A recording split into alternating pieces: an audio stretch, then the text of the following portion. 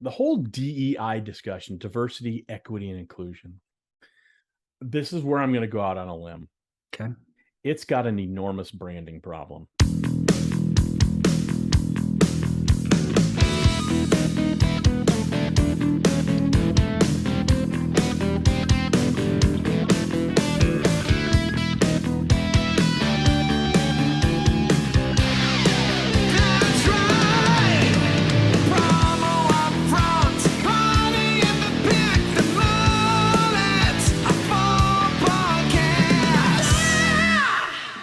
Heyo, we're feeling fine. We start episode number 109 of the Promo UPFront Podcast. I am one of your hosts, Bill Petrie.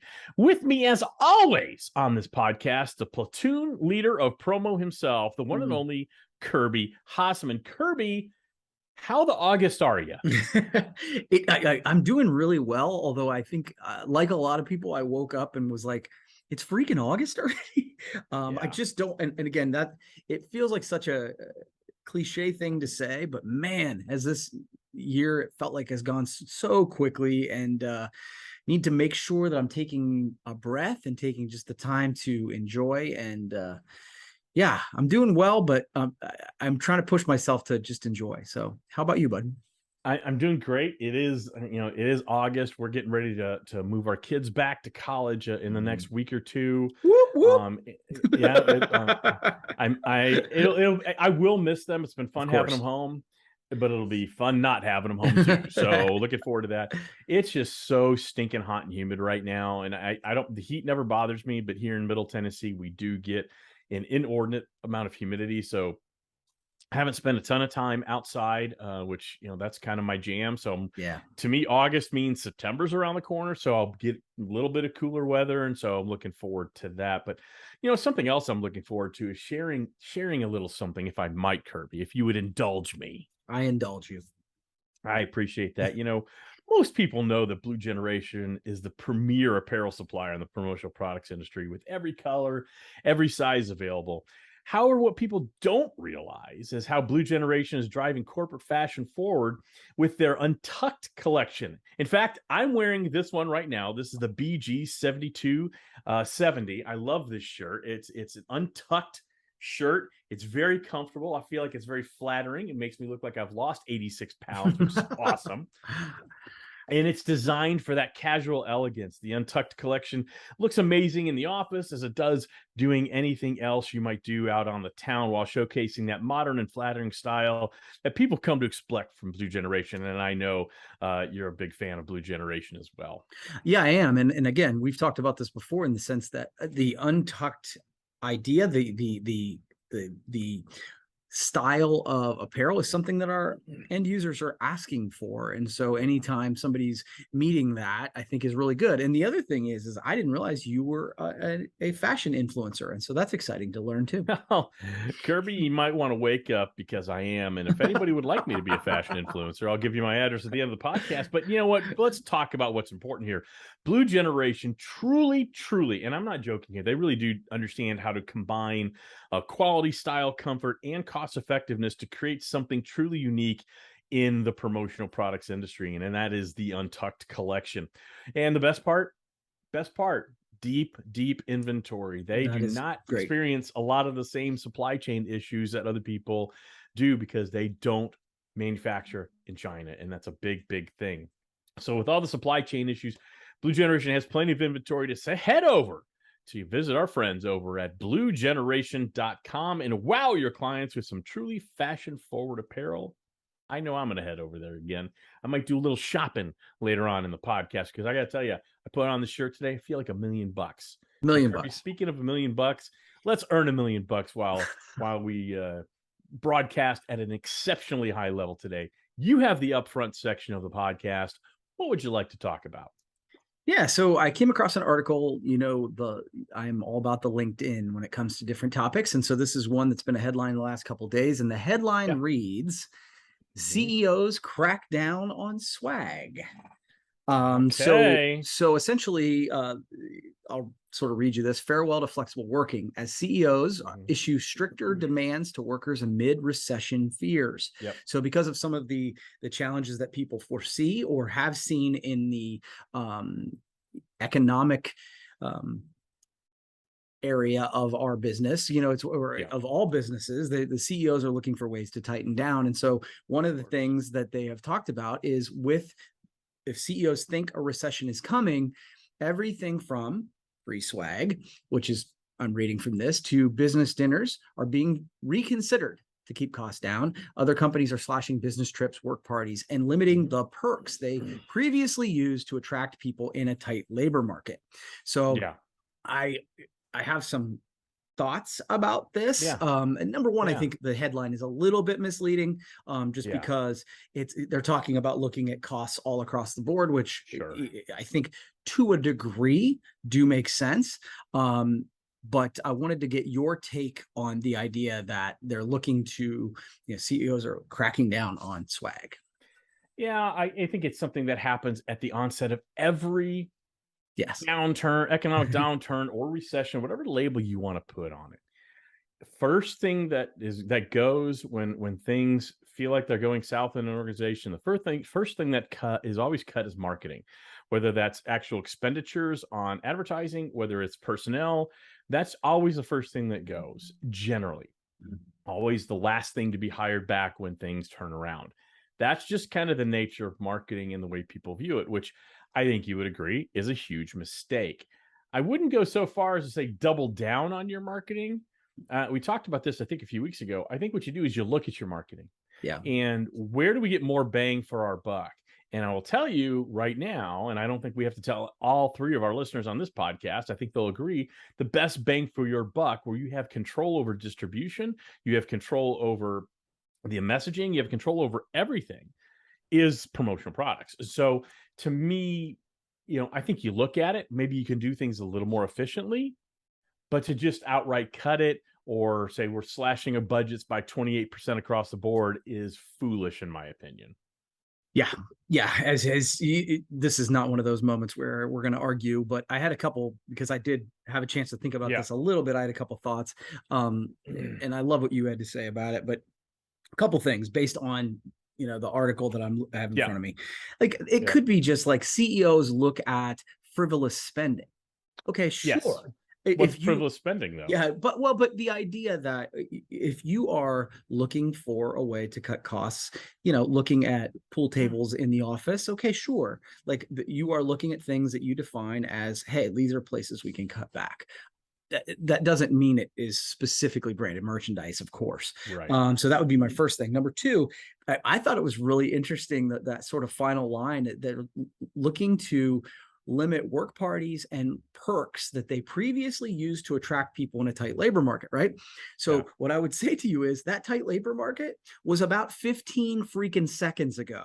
So you just attracted, still exists, pal. It still does 100%. And so, it's slowed a smidge, but the idea that you are cutting back on all the employees that you just hired within the last 2 months, if you don't think they're going to feel like a little bit of bait and switch has happened, dude, you are going to have a mass exodus and you'll have bigger problems on your hands than a tightening of the economy, because you won't have any employees either. And the 100%. third thought I had was just, to me, this is the moment where, yes, of course, where all companies get branded merchandise wrong is when they throw a bunch of stuff at the wall and just hope something sticks, right? The whole point of branded merchandise is it's targeted. You mentioned that. You have control of the distribution.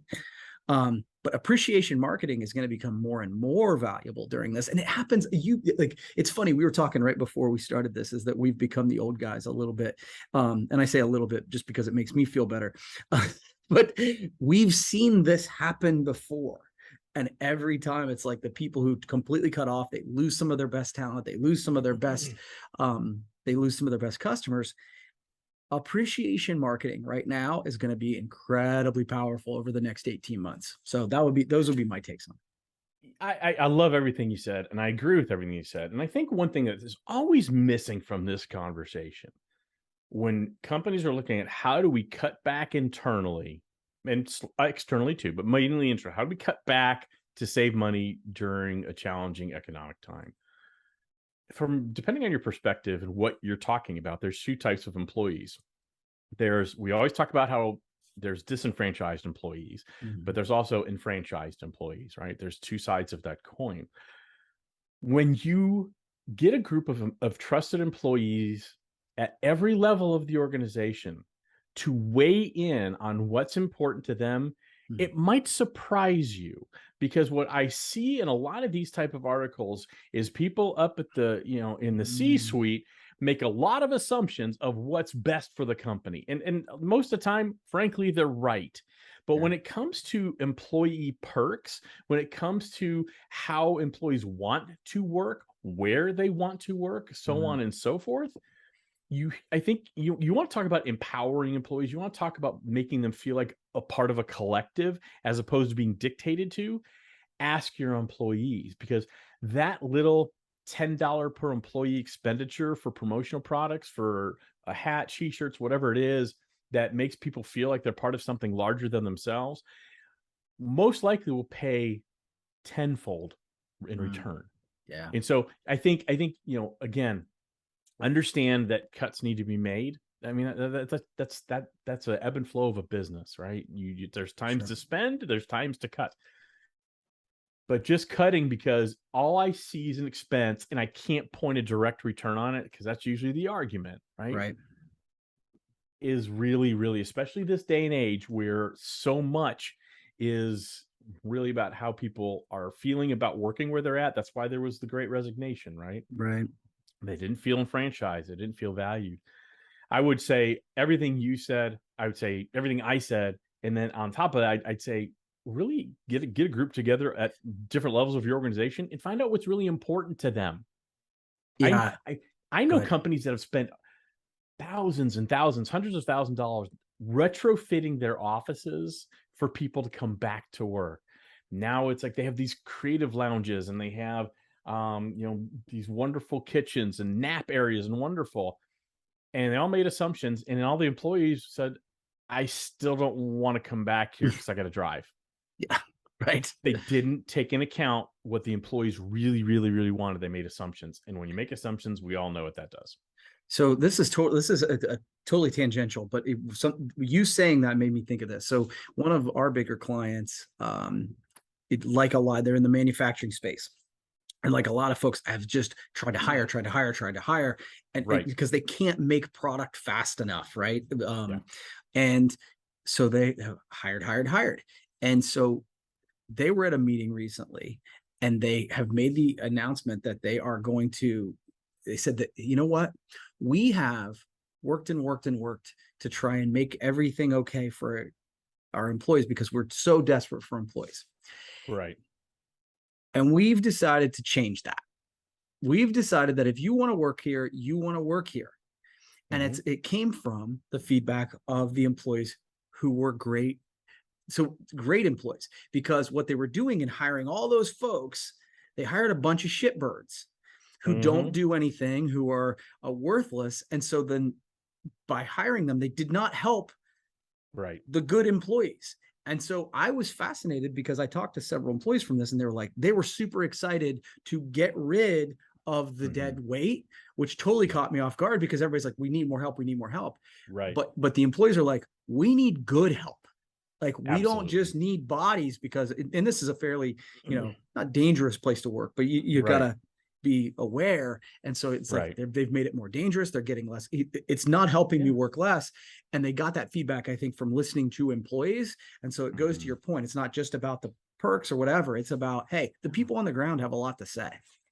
Well, and they want, and I think because people grew up now, younger generations grew up with social media where has given everybody a voice. Now, your mileage may vary on that, and we can all debate the relative merits. Should everybody have a voice? Yeah. But that's their expectation. That's that group's expectation is I have something to say. Yeah. And so you need to figure out A, how to make people feel listened to. Yeah. And B, how to corral those thoughts, because not all those ideas are great. Right. But you still need to again create that feeling of inclusion, right? Yeah. Cool. Good topic. Okay. All right, Kirby. I gotta do something. I gotta amp up the podcast. I have no choice. Even if I didn't want to, I have to amp up the podcast, but I want to. And I got to tell you what, Kirby, if there is a distributor out there, they need to ask themselves right now, is your marketing working? And if they can't answer that question with an immediate hell yes, you need to reach out to Promo Pulse. That's right. They can help you consistently amplify your sales through stunningly beautiful outbound marketing that's so easy. You can customize it, set it, forget it. 5 minutes. That's it. Learn more over at promopulse.io/amp. Not going to be sorry you did. All right, Kirby. A couple quick, real quick PPAI thing, Promotional Products Association International, for anybody listening to this podcast outside of our industry. I think we'd be remiss if we didn't say something about Bob McLean leaving the Promotional Products Association International, our industry trade association. For those who don't know Bob or haven't had the pleasure to get to know him and work with him, I have, and I think Kirby, you have too, Kirby. Bob is an association guy, and he has been at PPAI, or had been at PPAI, I think almost for 20 years, and definitely Paul Bellantone's number one lieutenant, for lack of a better term. Yeah. And really a steadying hand when it came to operations and finances. And when the pandemic hit, I've known Bob for years, but where Bob really shined was during the pandemic when, money dried up and he made that place go. I'm really bummed he's leaving. Understand that it's time for him to go.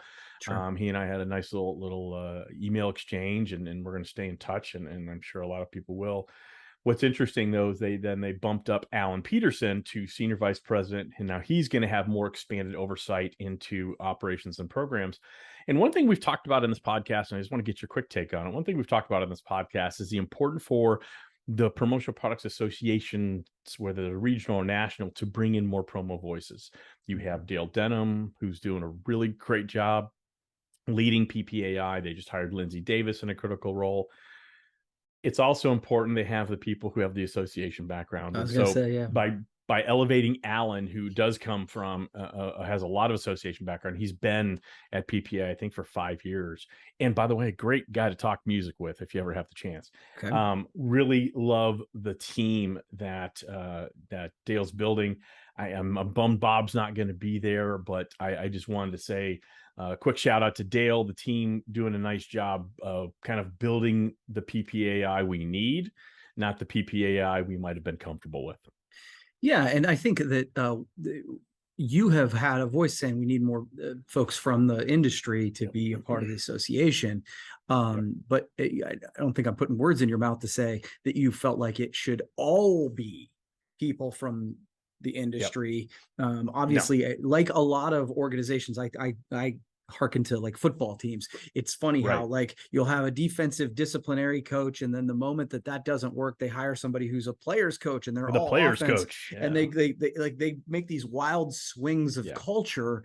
And the organizations that tend to succeed are the ones that kind of stay the course, but then pick talent and bring them in. And it feels like that's sort of the course that PPAI is going for right now. Again, I'm not part of the inner circle of making those decisions, but it feels right to me. So I agree with you having voices from both sides of that. Having voices from both sides of that, but then also listening to voices from the industry. And I do feel I've had conversations with Dale where he's reached out to me and said, what do you think about this? And actually listen to what I had to say. And I feel like whenever that happens, we just talked about it in the last topic. Yeah. When I feel heard, I'm like, okay, I feel like we're moving in the right direction. So I agree with you. Absolutely. And Dale's done the same thing with me. I've been very vocal about, hey, service providers are people too. And, and Dale's been very, very gracious in listening to me. And, I support PPAI as a service provider, and I want to support them more, but I need to have value for that membership. And Dale and his team are working on that. And he's asked me, what do you think? Would this be of value? And I appreciate that dialogue. Yep. But doing a great job. So I did want to bring that up. All right, Kirby, what do you have? What do you have? Okay. So I want to talk a little time management. All right, Kirby. It's funny when you work with, I am a coach for the SBDC. I've got team members here, and I'm fascinated by how some people really do well with time management and some people really struggle. And in some ways it's like, oh man, you see people struggling and you're like, oh, it's so obvious. Here's what you need to do. So I thought this would be one of those moments where we could provide a little value, because let's face it, you are currently managing a lot of projects. Obviously, Brandivate, you're the head honcho there, and you are doing running that business. And so that's a piece. And then you and Josh have just launched Promocations, which is a really cool new concept that we talked about last week, the week before. I don't know, it's all blur. But it's a lot, right? Like anytime you're managing multiple businesses, it's a lot to try and keep track of. So number one, how are you coping to keep it straight?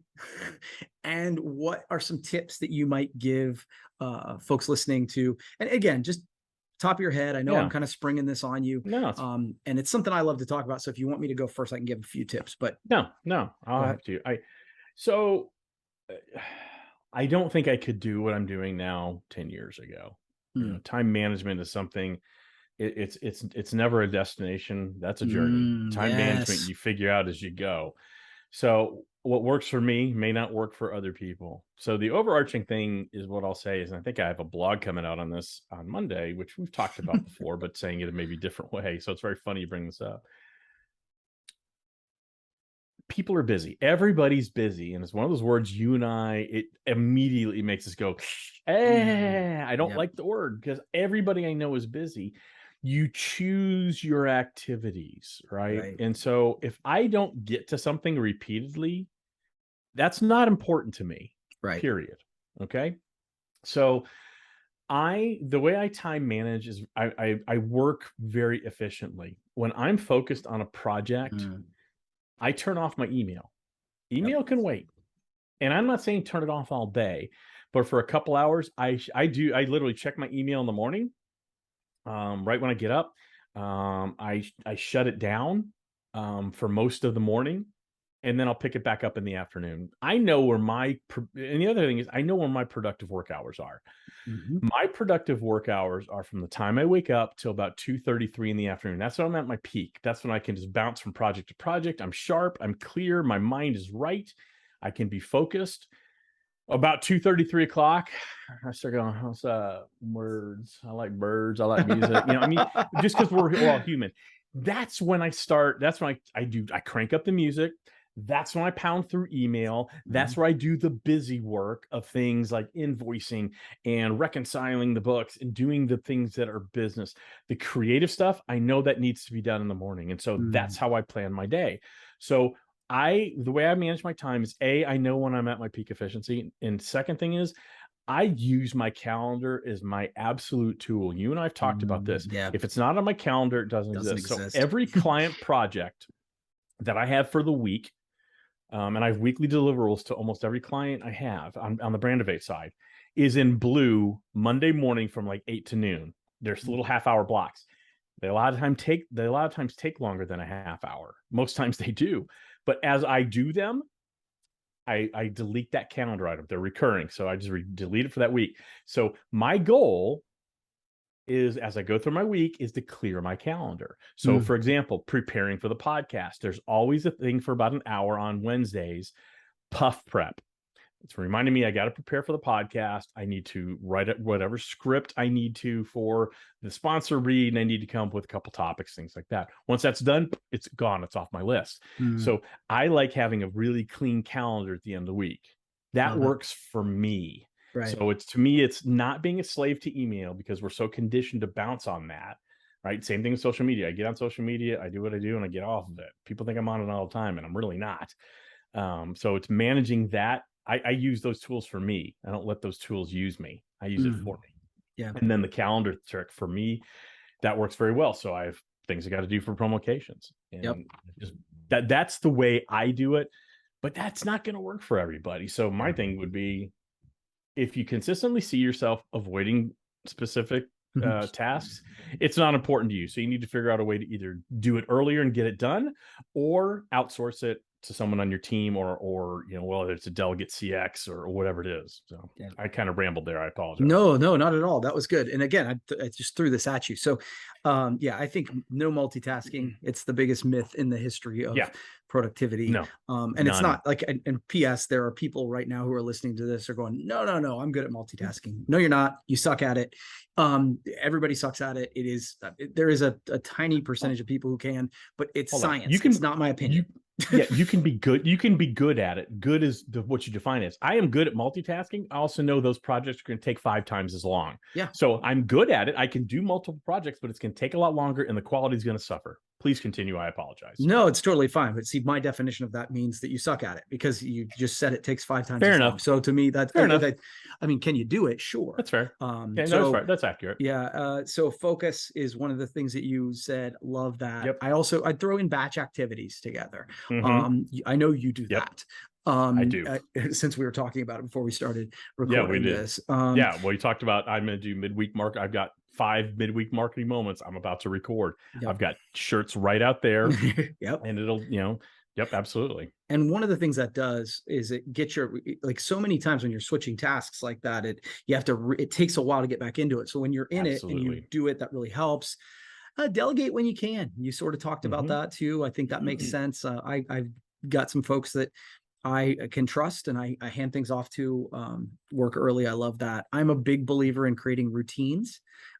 Most of us have routines. We just don't have them intentionally. You know this about me. I create a morning routine that's absurd in its consistency, because I don't have to think about it. I get to work and I'm like, I couldn't tell you what happened, right? Because I've done it all.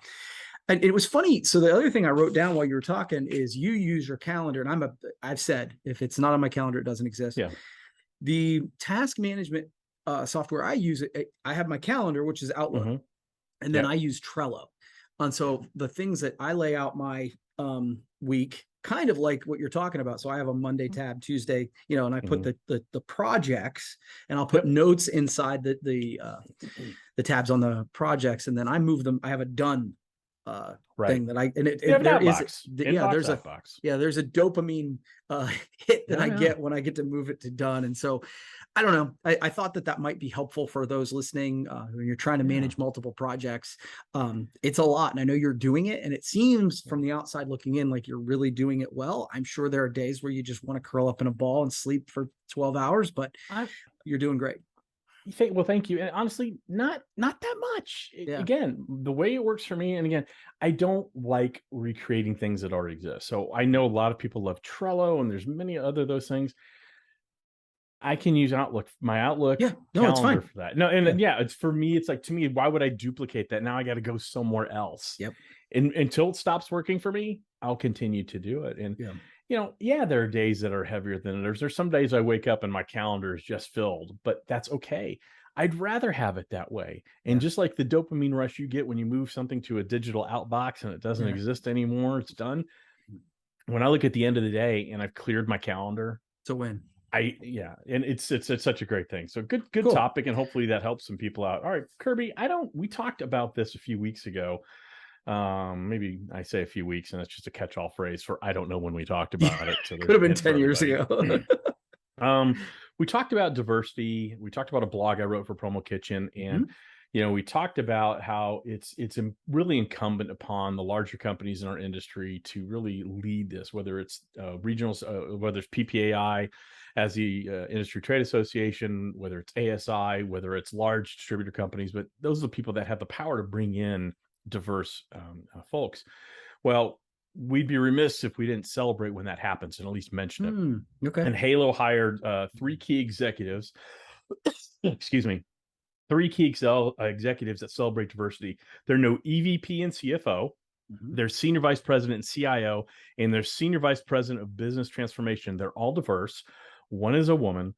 And this is an example of walking the walk. And I think that's something that's important. I know there's a group within Halo working on this. It's Terry McGuire and Don Olds and Johanna Gottlieb, and so they're really trying to focus on bringing in those diverse perspectives. And one thing that Mark Simon said, it's Hemant. I'm going to ruin these names. I'm sorry. Hemant, Amit, and Rose will enhance our cultural emphasis on ingenuity and innovation. And I really like that. But what it got me to thinking, so that's the one thing. I'm sure you agreed. That's wonderful. Right? It's funny. I saw the headline and I was like, I guess I'm excited that I saw it and didn't think about the diversity thing. I was just like, cool, great hires. But now that you bring it up, I'm really glad you did, because I'm like, that is an example of that. So please, continue. Yeah, no. So it is important to recognize when companies are doing that, they're walking the walk and not just talking the talk. But what it got me to thinking was, the whole DEI discussion, diversity, equity, and inclusion. This is where I'm going to go out on a limb. Okay. It's got an enormous branding problem. Okay. The whole DEI thing. It reminds me of a smoke detector on an airplane. Get in an airplane, right? And they say, do not tamper with, disable, or destroy the smoke detectors. You had me at tamper with. Okay. If I'm not allowed to tamper with something, right, I can't disable it, and I'm not going to destroy it. I feel like the whole DEI conversation gives everybody glaze eye and tired head because it's a very confusing thing. To me, the word diversity, it makes people a bit uncomfortable, and that's okay. But what diversity tends to do these days, just the word, it tends to mean to a lot of people, we're including others, but we're excluding that group. And that's what, to me, a lot of times it comes across as.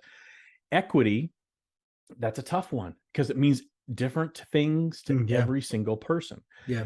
If they would if the people running DEI, if there's a DEI association, if they would focus on just inclusion, the I don't think there's one person that would argue we need inclusion. Inclusion, by definition, it means everybody. And number two, it's one of those Teflon arguments. I think, one of the things I see when DEI becomes a conversation, people get tired of talking about it because I don't think they really understand what it means. I'm not even sure I understand what it means, to be very candid with you. But it tends to make people feel uncomfortable to the point where they're just woke or this and that. Whereas you focus on inclusion, it means everybody. And it's that Teflon argument because, of course, why wouldn't we want everybody to be included? We were taught that as kids on the kindergarten playground, for crying out loud. Include everybody. And so I to me, that's where it's at. And I just wanted to get your take on that. And again, so I wanted to congratulate Halo, and they deserve that. But also want to talk about, I think if we focus on inclusion, equity, and diversity follows, it'll happen. Yeah, I think that's a super interesting take, Bill. And obviously I haven't had a lot of time to think about this. That being said, so I do like the idea of calling things inclusive, right? So that part I get. I think DEI as an acronym, that was as funny as you were started telling this. I was like, we got to get rid of DEI because, like, is it DIY? Is it like it becomes like acronyms are confusing. I get why people use them, but that I could live without that for sure. Right. The only thing I would say is, as you were telling the story, okay, and this is pushback for the sake of this discussion, right? Sure. As you were telling the story, you said that the three executives were diverse, and it did provide me something. Like, I was like, okay, I don't need to know a lot of details other than the fact that it means is that they aren't white males. Correct. Right? Like, to me. Correct. And so now I do understand what you're saying in the sense that diversity is one of those terms that's been around for 20 years that people have dragged through the mud. So I get it, but I do think that there is a descriptor there that does help with the conversation. So I understand what it means, but for the forward motion of the movement to say, look, we just want to be inclusive. I buy what you're selling there. So that's what I'm saying. I can talk about, it's really great that they hired some diverse candidates. They wouldn't have hired diverse candidates had they not been inclusive in the hiring process. Right. Yeah. I hear what you're saying. Yeah. So, and I hear, it's something that just rankles me because I think you said, people drag the word diversity through the mud. I would say just a hair differently, probably the same exact thought we both have. People twist that word for their own meaning, and usage. Yeah. And I've been part of conversations where diversity means no more white guys, just that group. Yes. That's not inclusion. The spirit of this. Exactly. That's not inclusion. Yeah. That's why I think if we overall focus on inclusion and really try to live that, the rest will follow. And it's intentional inclusion. It's singling, hey, we'd love you to be part of this. We need your voice. Yeah. We don't have a voice like yours. We'd like that. Yeah. That change, that's where change happens. Anyway, I just wanted to congratulate Halo and talk about that. And now I can have people unfriend me on Facebook. All right. I thought it was well done, brother. All right. So I think, is that it? Do you have another topic? Or Nope, that's it. We're good. All right. We're good. I feel like I'm energized today because I've got this great shirt on, Kirby. I feel like $1 million. Like Matthew McConaughey over there. All right. I might wear this shirt for the next 5 midweek marketing moments I'm about to record because it's just that damn comfortable. And I got to tell you, Blue Generation has really figured out how to, create an apparel collection with Untucked that looks just as amazing in the office as it does after hours. And it looks great. It feels great. It was very interesting. When I put on the shirt, literally, I was like, wow, this feels really good. This is a nice shirt. So we know about how they have every color, every size, and all that, but they really are also fashion forward. You got to remember, they have a very long and rich history in the garment district in New York City, and that comes in handy when you want to manufacture shirts like this. Plus, guys, they do not experience most of the supply chain problems other people do. So if you're looking for some fashion forward design in terms of apparel that's comfortable, on budget, on point, on style, can't go wrong with Blue Generation. So head over to bluegeneration.com. You're not going to be sorry you did. Also, I'm not sorry that I had this nice little podcast chat with you today, Kirby, and I hope you have a groovy day. Thanks, man.